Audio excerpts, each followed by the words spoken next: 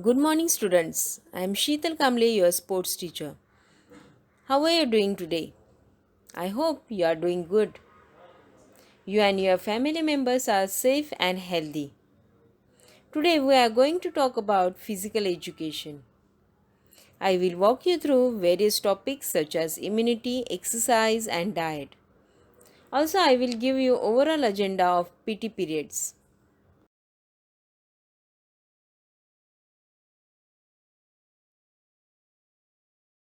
Let me brief you about what is physical education.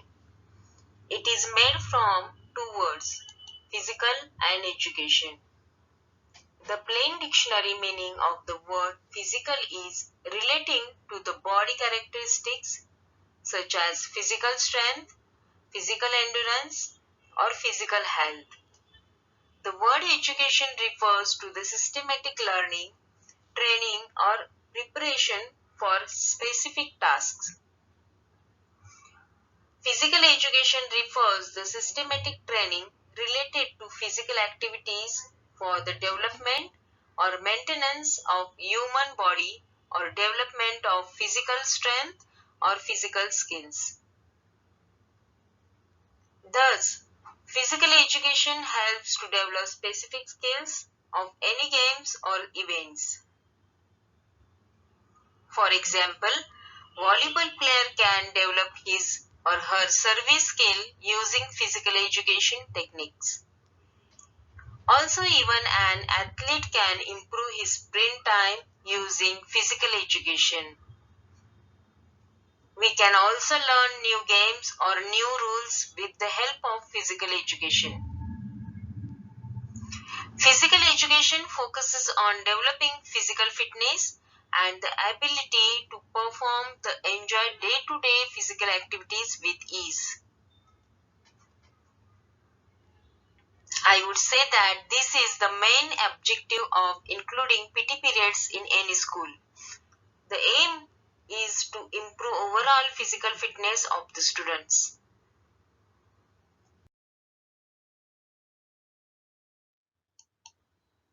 So, in simple words, physical education is the combination of physical activities, instructions, training, coaching, and practice, which are done for achieving the objectives such as overall fitness, improving physical strength, game specific skills, and many more. Physical education also focuses on students' development such as sportsmanship, teamwork, leadership, planning, decision making, and problem solving. Thus, physical education and sports play very important role in the development of every individual, and hence please make sure that you take active participation in the PT periods as well as sports club and competitions which are conducted in the school as well as outside the school. Last year, we had great achievements in district, state, and national level sports competitions. I believe whenever competitions will happen in future, our students will perform much better. We will have our PT periods in such a way that we will be ready at that time.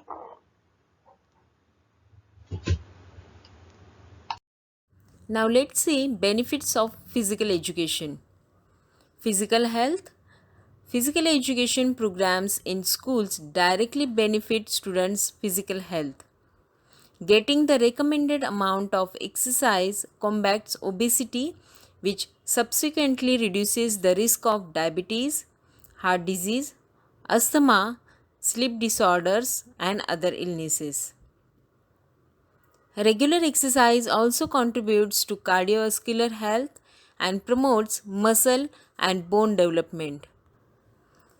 Academic performance. Lack of attention on physical activities or sports is often justified as an opportunity to spend more time in the classroom. But the studies show that physical activity contributes to improve academic performance. Regular physical activity is strongly associated with higher concentration levels as well as more composed behavior. Physical activities help students to improve memory as well as focus. Thus, overall performance of the student is improved. Let me give you an example. Suppose if one student wants to be a doctor and hence she is just putting her efforts only on studies, not giving importance to physical activities and fitness. But she should also focus on improving her fitness too, because when she becomes surgeon, there will be occasions where she will have to perform surgery for hours in standing position only. Here, her fitness becomes very important. Let's take current COVID-19 pandemic situation. The doctors who are treating corona patients must have better fitness and immunity so that they can fight the virus if by mistake they come in contact with it. Next, social development. Activities in PT periods help children to develop healthy social interactions. From a young age, children learn cooperation through group activities and from a positive sense of identity as part of a team. Such group activities are important as children grow older. Mental health. Mental health is as important as physical health. Improve physical health, academics, and social interactions all contribute to good mental health.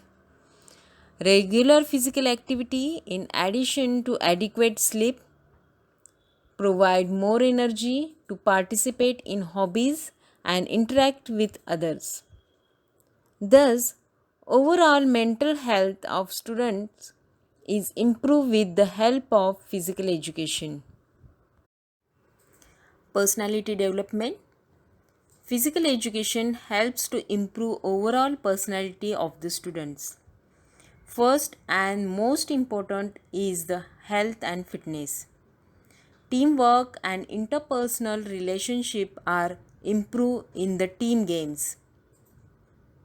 Students learn how to communicate effectively with each others and develop team spirit and sportsmanship in them. They plan, they take decisions, they identify problems or weaknesses of the team and then try to overcome the problem weaknesses. Hence, planning, decision making, and problem solving skills are developed in the students. Captain of the team has to lead the team, which helps him or her to develop leadership skills. Obviously, here teachers and coaches are always there to help them.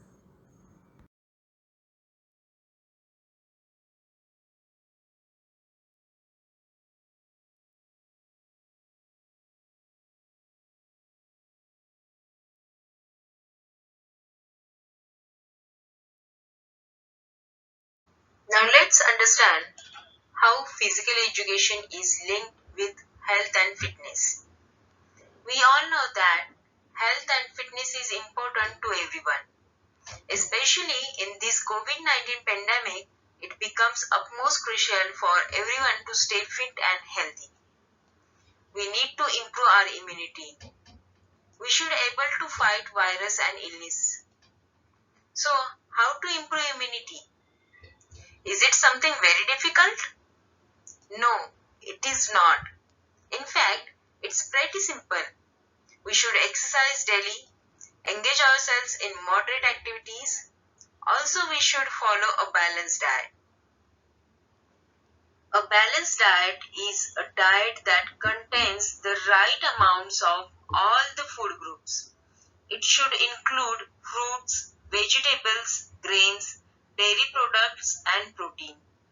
It does not include too much or too little of any kind of food. Regarding physical activities, you can play game which you like.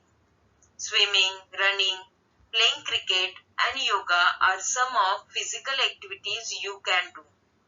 It is not important that which activity you do.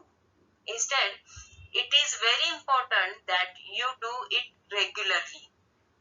By following these two simple things, you should able to improve your immunity, which will protect you from the disease and infections.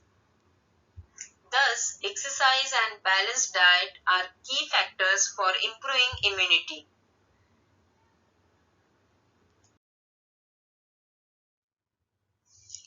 Now let's first understand what is immunity.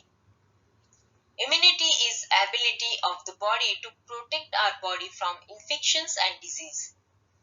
Immunity is one which safeguards us from infections. Someone who is with better immunity generally does not get affected by disease. The ability of an organism to resist infection or toxin by the action of specific antibodies or sensitized white blood cells. Virus or bacteria causes infections. Here, if we have good immunity, then our body creates antibodies and fights the infections. For example, you know that now we all are facing COVID-19 pandemic. Entire world is suffering because of it. Many people are getting in contact with the coronavirus unknowingly under various reasons or circumstances. Here, many people who are having good immunity are successfully fighting the virus and winning over it.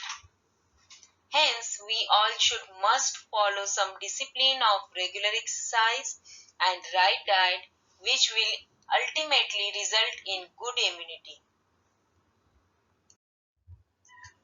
Immune system. It is the system of a body which is responsible for the immunity of a body. Our body has many systems inbuilt such as digestive system, respiratory system, cardiovascular system and many more. Immune system is also one of the system our body has. This is one of the most important system since it is one which defines our immunity. It defines our capability to fight the infections and disease.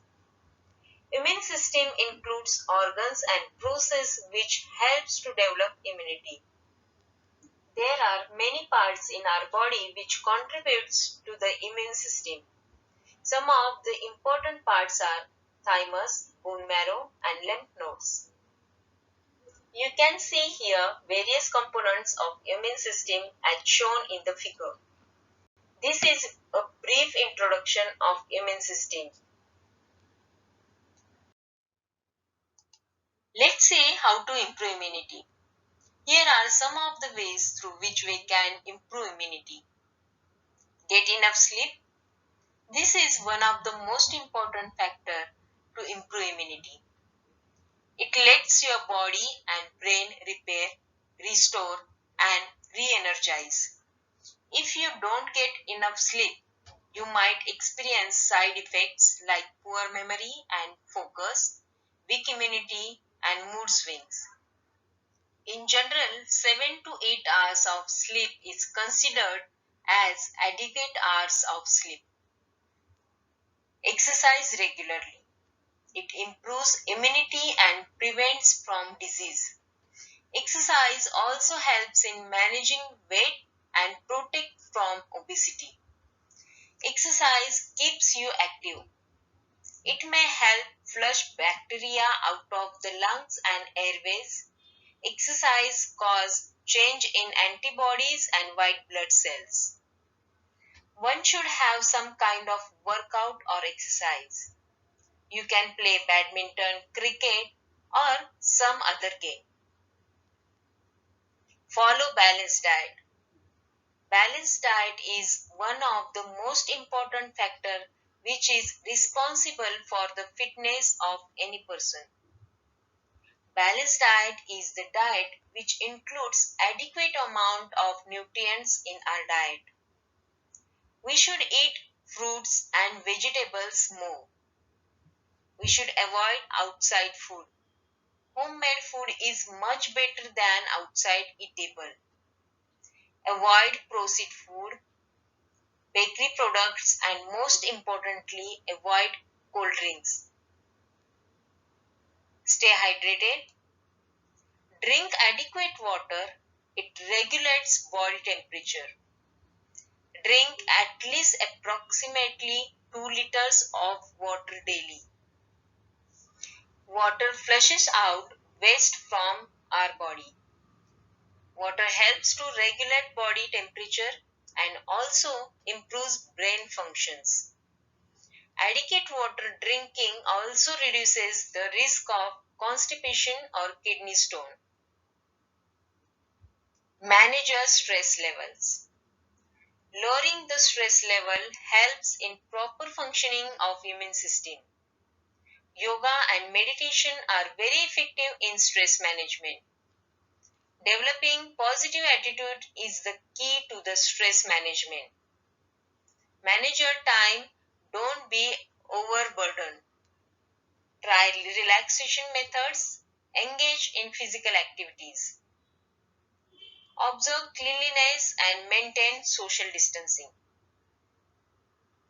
Considering current COVID-19 pandemic situation, we should maintain cleanliness for our safety. We should wash our hands frequently and avoid going outside unless it's really important. Maintain social distancing in case you go in public places. Don't forget to wear mask. Always cover your sneeze. These measures should be taken for the prevention of coronavirus spread. Let's quickly review COVID-19 prevention tips. As we know, prevention is always better than cure. The first and the most important is wash your hands frequently. World Health Organization, which is also known as WHO, has published correct method of washing hands. Let's watch the video.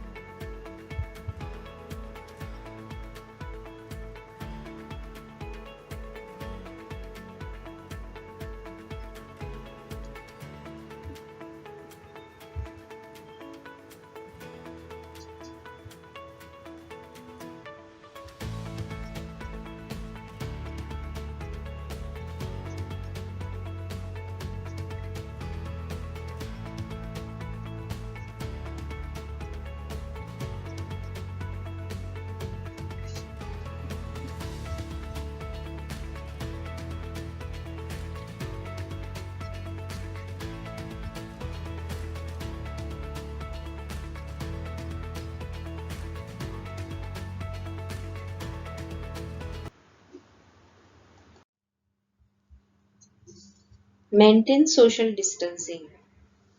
Maintain social distancing when you go outside of your house. Maintain at least 1 meter distance between you and people coughing or sneezing. Social distancing is the main discipline we need to follow in order to prevent the multiplication of COVID-19.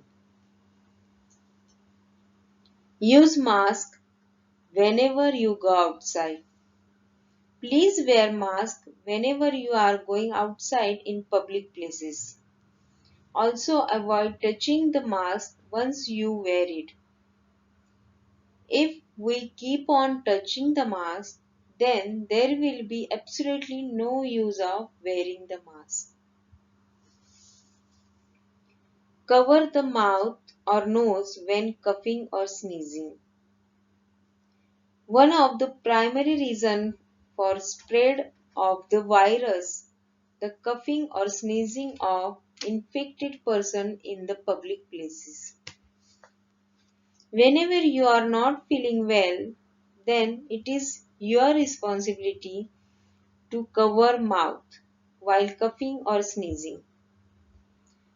Covering mouth should also be done properly.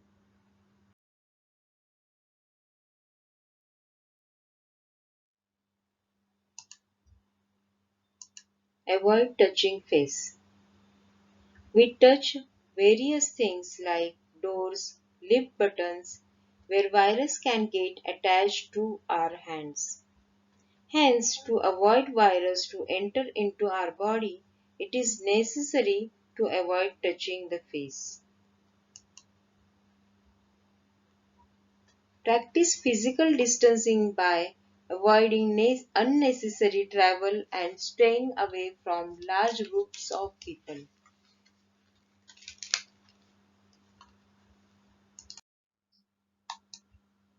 Now let's understand what is exercise.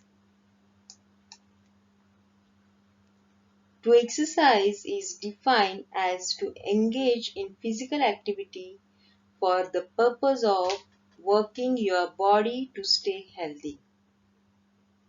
Hence, the exercise is about performing physical activities and movements in order to improve physical fitness and health.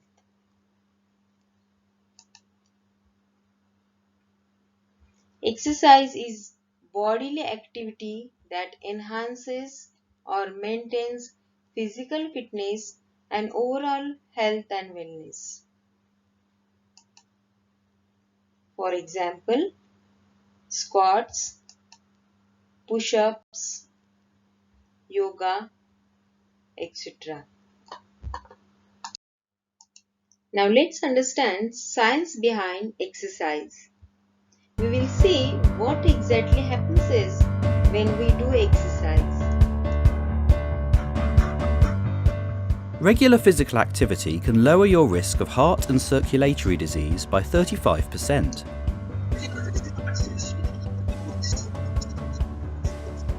When you are active, the heat produced by your muscles increases your body temperature, making you feel warmer. Your heart starts to beat faster, pumping more blood to the muscles you are using. Your heart is also a muscle. If you are active regularly, it gets bigger and stronger. Your muscles are working harder, so they need more oxygen. You start to breathe faster so your blood can pick up more oxygen from your lungs. Your lungs work harder to make this happen. Once your blood has picked up oxygen, it moves to the muscles you are using, giving them the extra oxygen they need. If you are active regularly, more capillaries grow in the muscles you've been working. This is one reason why activity starts to feel easier over time. Getting active is great for people with diabetes.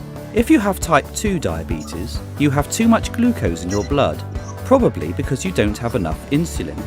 Physical activity helps you use the insulin you do have. It also helps your cells use glucose, even when there is no insulin. Regular physical activity can improve your memory and attention span. Over time, the bit of the brain involved in memory and learning seems to get bigger. Long-term physical activity leads to a lower resting heart rate and lower blood pressure. This helps cut your risk of heart and circulatory disease. And there are more reasons to smile. When you're active, your brain produces chemicals called endorphins. These reduce feelings of pain and make you feel more positive. Getting active cuts down on stress hormones, reducing anxiety. Combine activity with a balanced diet and you'll help yourself reach and maintain a healthy weight. Aim for 150 minutes of moderate intensity activity per week. Try to be active every day. Every 10 minutes counts.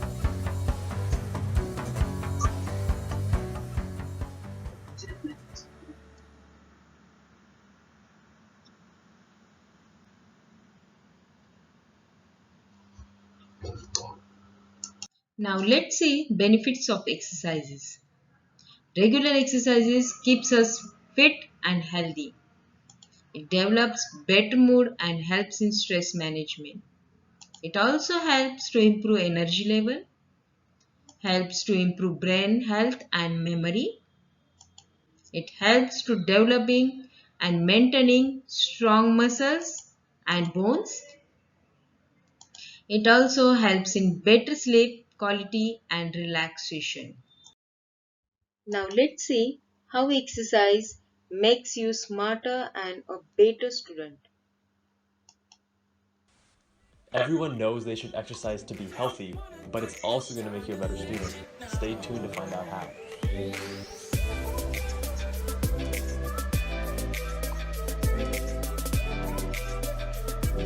What's going on, guys? This is Jay from medschoolinsiders.com. We all know that exercise is important and something we should incorporate regularly into our lives because of the multitude of health benefits. From cardiovascular to bone health, decreasing the risk of diabetes, etc., there are a number of great health benefits. But using health benefits as a motivator is unfortunately not a very compelling reason to go to the gym. It has been shown that having short-term benefits such as feeling better either during or immediately after a workout is a stronger incentive to get people to work out.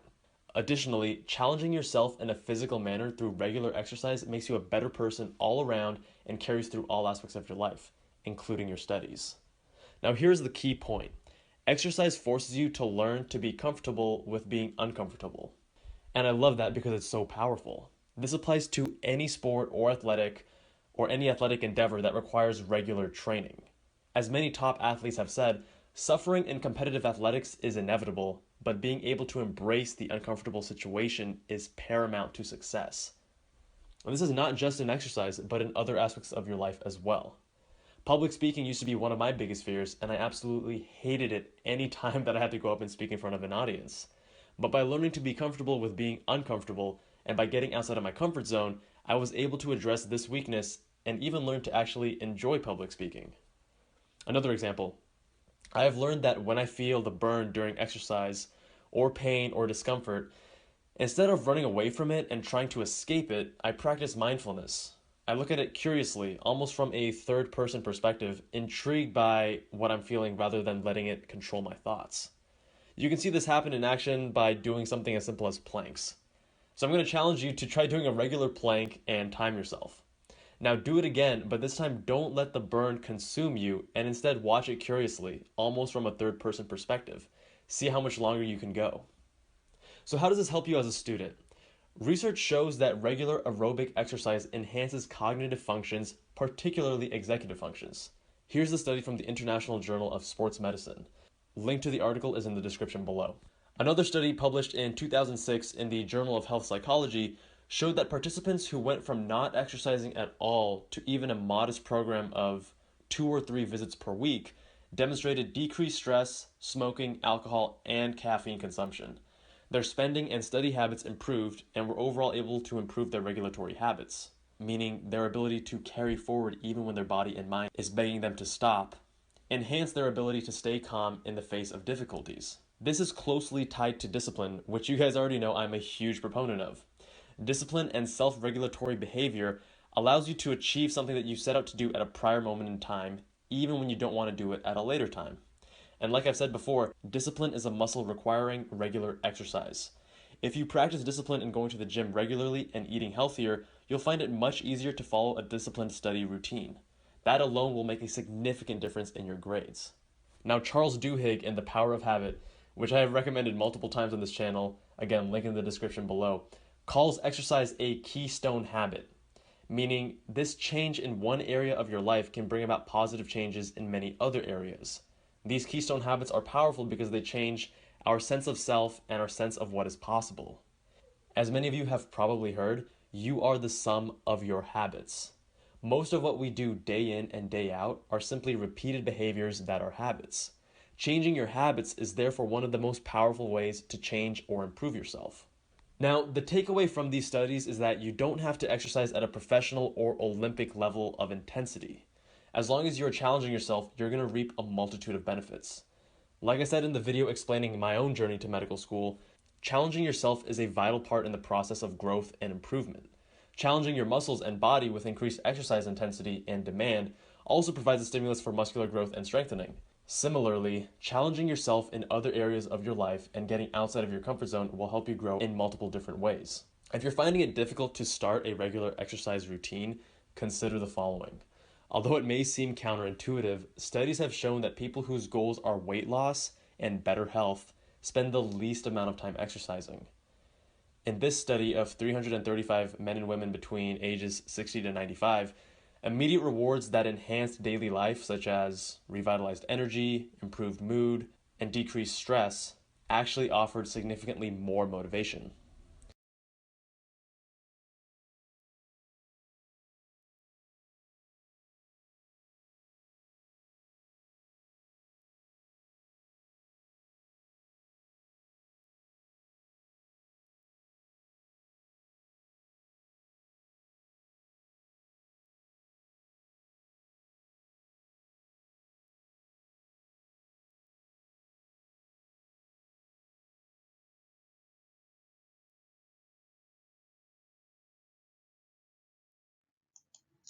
What is balanced diet and why a balanced diet required? Sometimes we eat because we enjoy the taste and experience of different foods. Sharing foods and meals are important social events. But other than of pleasure, we need food to get nutrients, vitamins, minerals and energy. Very few foods are either all good or all bad. By having an idea of balance in your diet, it should be easier to enjoy food and be healthy. So let's understand what is balanced diet. Diet is the sum of food consumed by a person or the kind of food that person, animal or community habitually eats. A balanced diet is one that gives your body the nutrients it needs to function correctly. A healthy diet or balanced diet is a diet that contains the right amounts of all food groups. These are 7 essential factors for a balanced diet as carbohydrates, fats, dietary fiber, minerals, proteins, vitamins and water. Let's take a look at the approximate percentage we need to have in our diet. These percentage may vary per person. Carbs 45 to 55%. For example, rice, grains. It gives us energy. Protein 10 to 35%. For example, milk, eggs. It gives in tissue growth and maintenance. Fat 20 to 35%. For example, ghee, cheese. It helps to store energy. Fiber, for example, fresh fruits, whole grains. This included in carbs.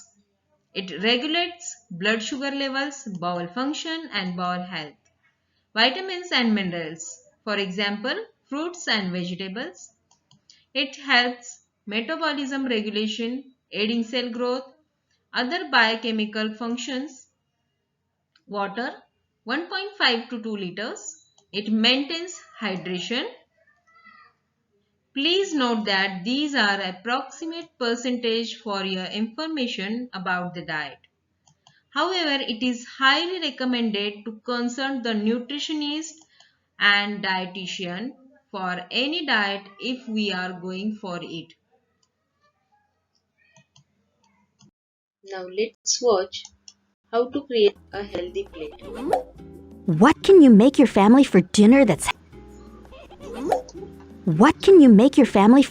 that's healthy and tastes good? You can follow the plate method. This healthy eating plan works for everybody, including people with diabetes. Indeed, making nutritious healthy meals will be a snap. What's a healthy plate? It's a way to control your serving sizes where you don't have to count. Simply use a 7-inch plate for children and a 9-inch plate for adults. First, divide the plate in half and fill one of them with vegetables. There are two types of vegetables: starchy, like potatoes, corn, peas, or plantains, and non-starchy, like zucchini, jicama, cucumbers, carrots, or salad. If you have diabetes, fill half your plate with non-starchy vegetables. Then fill 1/4 with whole grains or starches like brown rice, corn, beans, or whole wheat pasta. In the other quarter, add some lean protein like tofu, grilled fish, or chicken. What about adding a side of tortilla or bread? It's hard to resist, I know! The trick is serve yourself a smaller portion of the other starches on your plate instead. To complete your meal, add a drink like unsweetened coffee, tea, or a glass of milk. But remember that drinking 8 ounces of milk affects your blood sugar just as it would if you ate another tortilla or a slice of bread. Or you can also choose water with a squeeze of lemon or lime. How you create your plate is up to you. You have many options, as long as you remember to follow these healthy guidelines. And ta-da! You're all set! You might be thinking, how can you use the plate method to make vegetable beef soup or other meals? Simply follow the same idea. Fill your pot with low-sodium broth and lots of healthy vegetables like corn, cabbage, zucchini, carrots, and onions. And some lean beef, but not too much. Just like you'd put on 1/4 of your plate for each person you're serving. If you want, add your favorite type of bread on the side. And you've got the right amount for a healthy meal. Enjoy!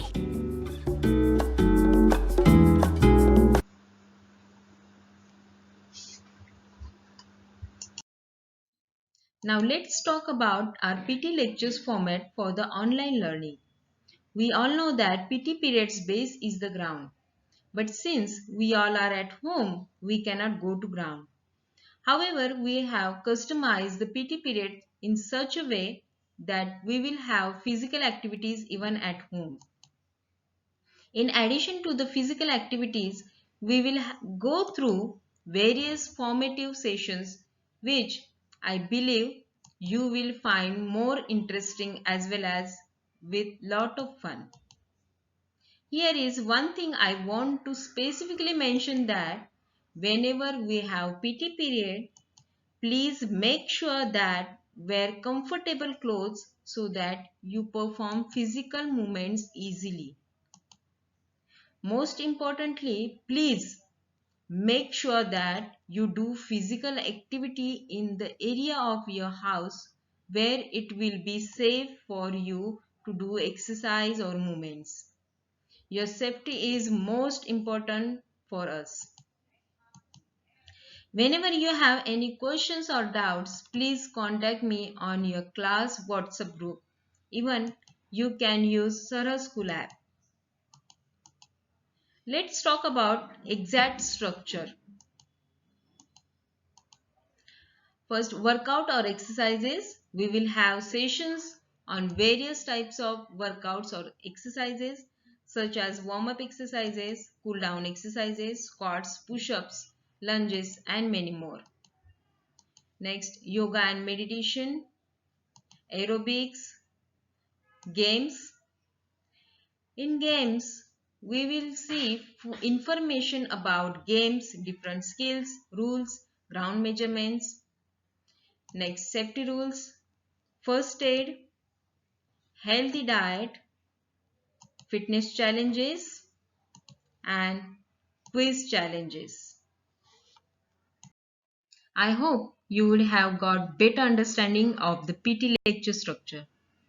I would encourage you to attend all the PT lectures and stay safe and healthy. Thank you.